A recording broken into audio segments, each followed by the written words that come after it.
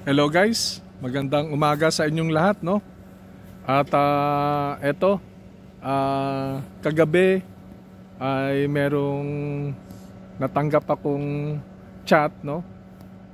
Isa sa ating taga-pasunod o taga-subaybay na nagre-request sa akin na kung po pwede na i-discuss ko, no? I-discuss ko raw kung paano, no, na mapatatag ang samahan ng mag-asawa. Okay. So guys, kagabi pasensya na, humingi ako ng paumanin sa'yo. Hindi na ako lumabas ng tinutuluyan ko kasi gawa nga ng sobrang pagod na kagabi. At medyo sabi ko bukas na lang. Kaya nga kanina, after ng breakfast, kaagad akong nag-short vlog ako para gusto ko lang matugunan yung panghingi mo ng advice sa akin kung paano ba yon. So guys, eto yun, no? Actually, maraming pamamaraan kung saan na pwede natin patatagin ang pagsasama ng mag-asawa, no? Sa isang bubong. Actually, naandyan na yung tinatawag na caring. Pag sinabi kasing caring, very broad yan. So maraming pamamaraan, kinikare mo siya. Sa anong bagay? Maraming bagay. Andyan na yung kahit sa umaga, hindi naman nangangahulugan kung lalaki tayo, maghihintay na lang tayo ng breakfast. Subukan mo. Ikaw rin gumawa ng sarili mo na diskarte. I-prepared mo yung breakfast para sa kanya at sabihin mo, sweetheart, kain na tayo. At may hinanda ako sa'yo na alam ko paborito mo na sana magustuhan mo to. Ay, mga ganun ba? Yun yung pagkikare. Andyan na yung may mga time na siyempre, normal yun sa hapagkainan. May tinatawag na, alam mo ba, isi-serve mo rin yung baso, plato, yung mga ganon. Hindi naman nangangahulugan na ikaw ay under, hindi yon. Ito ay respeto o pagkikare na tinatawag. Ganun lang yung kasimple. Kaya nga sabi ko sa inyo, para mapatatag yan, gawin natin lahat ng paraan, no? Na kung saan talagang ma-strengthen natin yung good relationship sa ating asawa. So ayun yon. Ngayon, ayan yung tinatawag na kahit nasaan ka, kinikare mo siya. Oh, sweetheart, kumain ka na ba dyan? So, meron akong iniwan na pagkain dyan. Pag nagutom ka, kunin mo na lang. At ayun, doon ka na lang kumain. At kung ayaw mo naman yan, may iniwan akong pera dyan, pwede naman bumili ka na lang kung ano yung ready to eat na pwede mong kainin. So, yung mga bagay na pagkikare natin sa kanya at lagi nating inaalala o tinatanong kung kamusta na ba siya, okay lang ba siya, kumain na ba siya, lalo na kung yung asawa natin, no? Hindi naman laging sinasabi sa babae, kahit sa lalaki. Mapalalaki, mapababae, kapag ang asawa natin ay masama yung pakiramdam, hindi naman lagi tayo in good condition eh. May mga pagkakataon na medyo nilalagnat tayo. So ayan, napakagandang timing yan eh. Paano mo siya arugain o alagaan. Andyan na yung tinatawag na oorasan mo yung pag-inom ng gamot. Especially kung baga napansin mo na talagang medyo matindi yung karamdaman niya, na hilong-hilo siya, hindi siya makatayo, alalaya mo kung paano serbisyuan mo na maganda, paglutuan mo kung ano yung bagay na pwede mong ipakain sa kanya. Hanggat maaari, kung po pwede pa, yung mga damit niya na hindi naman talaga siya makakilos, yung labahan mo, no? Huwag nating isipin sa sarili natin parang under desire na hindi yun, guys. Ayun yung mga senyales kung paano natin ipakita o ipahalaga yung pagmamahal natin sa kanila. Di ba? Kasi nga, in return, mapapansin mo yan guys. ang sasabihin sa'yo, hindi niya lang mabanggit kagad ng diretsahan sa'yo na grabe talaga tong asawa ko talaga. Lalo na pag may sakit ako, talagang hindi siya mapakali, nag-aalala kung okay ba ako, kamusta ba ako. Ayun yung pagkikare na tinatawag na hindi mo mababayaran o mapapalitan ng anumang halaga. So yun eh. Kasi imagine ang partner natin, mapalalaki, mapababae, ayan ay may tinatawag na karamdaman o sakit. O sabihin na natin may trangkaso, yung normal na lang. Siyempre ang trangkaso, days tatakbo yan. Maaring 1 linggo pa yan. So doon pa lang sa pagkakataon na yun, ibigay na natin yung best natin. Talagang gawin natin lahat, no? At hanggat maaari, wag siyang kikilos. Doon lang siya, magpahinga lang siya. Tayo ang kikilos. Okay? So, kaya napakasarap isipin na kapag ang samahan ninyo ay talagang very active. Kumbaga, talagang intact, no? Solido, kung sabihin nga natin. Kaya nga guys, may tanong nga sa akin eh, no? I-connect ko lang dun sa humingi ng advice, no, kagabi. Kaya ito binablog ko, nagkaroon tayo ng short vlog. Actually, i-connect ko lang. Meron akong kaibigan. Actually, close friend ko to, lalaki. Mahal na mahal niya yung babae, girlfriend niya. Ngayon, ang problema, ayaw ng pamilya. Ayaw ng pamilya ng babae doon sa kanya. Siguro, baka may nakitaan sa kanya na hindi ka nais-nais o hindi gusto ng magulang ng babae para sa kanya. Ngayon, imagine guys, no? Nagulat nga ako eh. Alam mo ginawa niya? Tinanan niya, no? Tinanan niya. Yung babae nga actually, medyo hindi naman masasabi na mahal talaga siya eh. Kumbaga, nagdadalawang isip. Minsan nga, galit pa sa kanya yon. Kumbaga, dinaan niya sa pwersa na sabi niya, bahala na kung ano mangyayari, itatanan ko to, ilalayo ko to sa pamilya niya. So, sa madaling salita guys, nangyari yun. Nilayo niya. Ngayon, napansin ko na pag nagchat-chat siya sa akin, pre, grabe, ang dami kong kalmot ng pusa sa mukha, sa katawan. Sabi ko ba, bakit? Ano nangyari sa'yo? Sabi niya, pre, grabe. Pang araw-araw parang isinusuka ako sa bahay. At maasim na salita, no? Yung mga pasaring na ibinibigay sa akin na sinabi niya, bakit mo ko tinanan? Ayaw ko sa'yo, ayaw ng pamilya ko sa'yo. Parang ganun ba?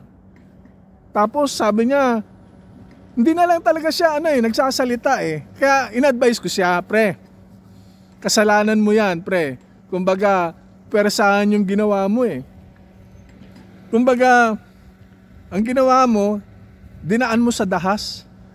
So ito lang pre, masasabi ko sa'yo, anumang mga masasakit na salita na bibitawan niya para sa'yo, tanggapin mo. Huwag kang magsasabi o mag-response ng mga drastic move mo. No, wag. Kasi yung time na yan, nasa time of adjustment ka eh. Bahala na kung ano yung masasakit na salita na naririnig mo sa kanya, na sinusuka kanya, o kaya sinasaktan kanya dahil ayaw niya nga sa'yo. Pero lagi mo lang tandaan, pag-servisyuhan mo siya. Ano ba yung service na binibigay? Andyan na, ayaw niya sa'yo, maghain ka ng pagkain, kainin niya man o hindi, maghain ka. As much as possible, laban mo yung mga damit niya.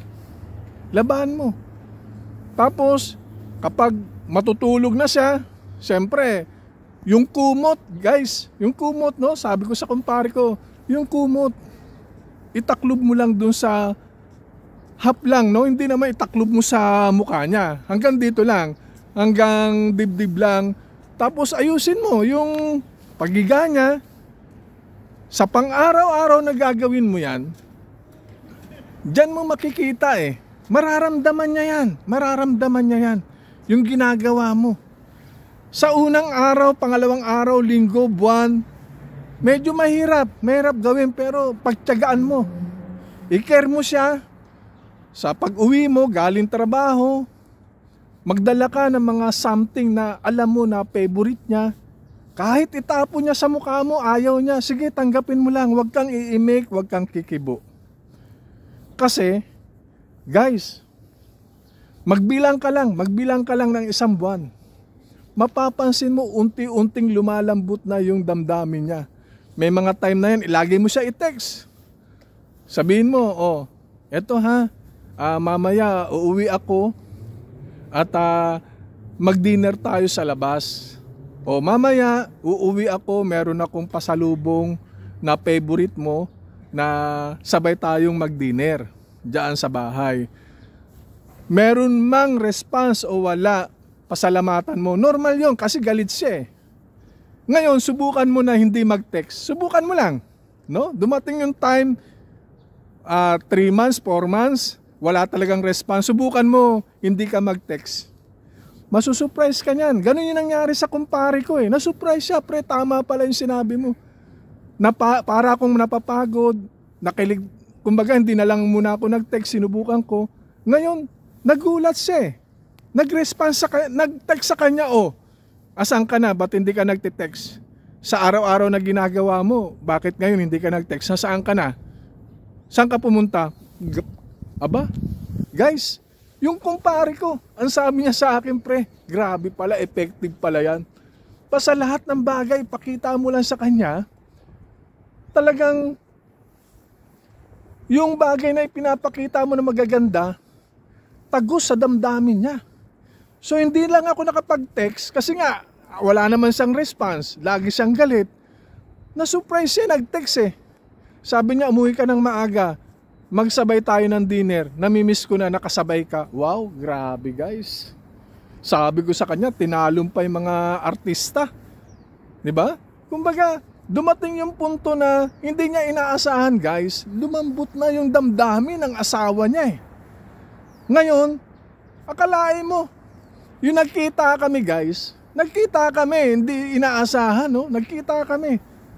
Nagkasalubungan kami. Grabe, guys. Yung tinanay niyang babae, ang tindi ng pulupot sa kanya, guys. Halos sumapa na sa kanya Kasi nga, too much love na nga Ayun siya nasabi natin. Kumbaga, magpupundar muna tayo ng bagay, hindi naman nangangahulugan, pinundar mo bukas, pwede mo nang anihin, Kumbaga, tinanim mo ngayon, hindi ka agad yan uusbong. Kinakailangan medyo konting dilig, naiinitan siya. So, ganun yung bagay na yun. Kaya nga, sabi ko sa inyo, hindi lahat ng bagay ay nadadaan sa santong paspasan. Hindi yun. Kaya nga, ayun nga yung sinabi ko doon sa nanghingi sa akin ng advice, ayun yung mga way na paano patatagin ang pagsasama ng mag-asawa. Hindi lang puro sa pera, hindi yun. Dapat ipakita mo sa kanya yung moral support mo. Halimbawa, may problema dun sa part ng pamilya niya. Dapat naandyan ka kadamay ka, anytime naandyan ka para sa kanya. So, ayun ang gusto ng babae. Hindi lang mapababae, mapalalaki. Dapat kayo, nagsama, patatagin nyo. Kasi kapag nakikita ng mga anak ninyo na kayo ay may respeto sa bawat isa at matatag yung samahan ninyo, ang mga bata gagayahin niya, yung mga anak nyo gagayahin yan. Matutuwa yan sila. Kaya nga, doon sa kumpare ko pala, pre, saludo talaga ako sa iyo, pre. Ginawa mo yung advice ko na ayaw sa'yo ng asawa mo dati, pero yung ginawan mo ng, yung kapalit na ginawa mo ay pagmamahal, grabe, todo-todo. Todo-todo na ngayon. Ang pagmamahal sa'yo ng asawa mo, nalulunod ka na pre, nalulunod ka na. Akalain mo, Pag halimbawang naglalakad kayo, may mga babaeng magaganda nakakasalubong mo, yung asawa mo grabe, halos yung kamay, nako, ilagay na sa mata mo para hindi ka na tumingin dun sa makakasalubong mo Ganon sila nagmamahal, guys. Kaya pre, salamat pre, talagang salamat at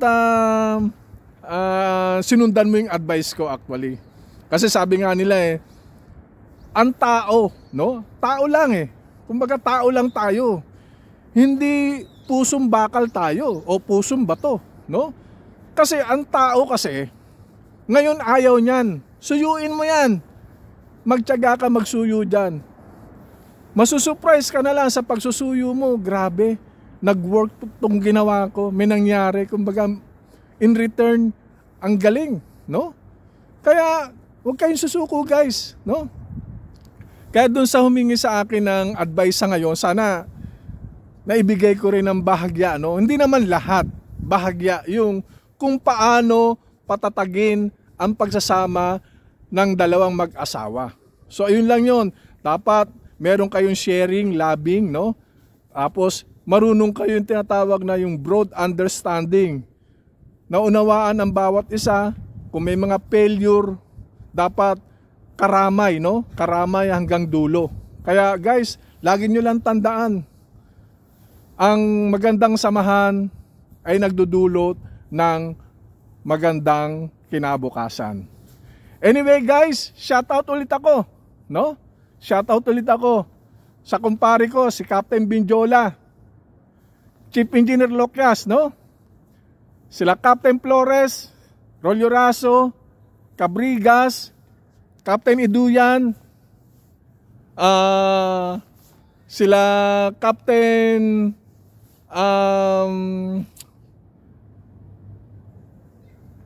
Rolyo Raso, no? Kasi dalawang Rolyo Raso yan si Captain Oswald at saka Alberto, dalawa yan. So guys, pasensya na hindi ko talaga kayo mababanggit lahat. Hindi naman tayo sabihin natin, memorize ko lahat Basta lahat ng mga crew namin currently on board and on vacation, kamusta lahat dyan sa inyo?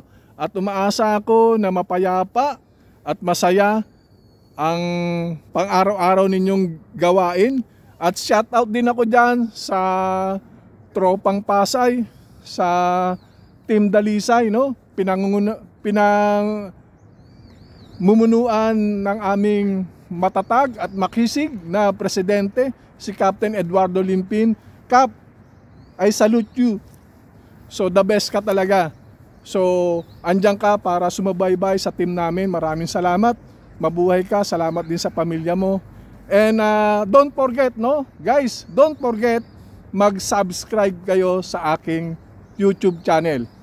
So salamat muli sa walang sawang pakikinig, panonood ng short vlog ko. Thank you guys. Bye.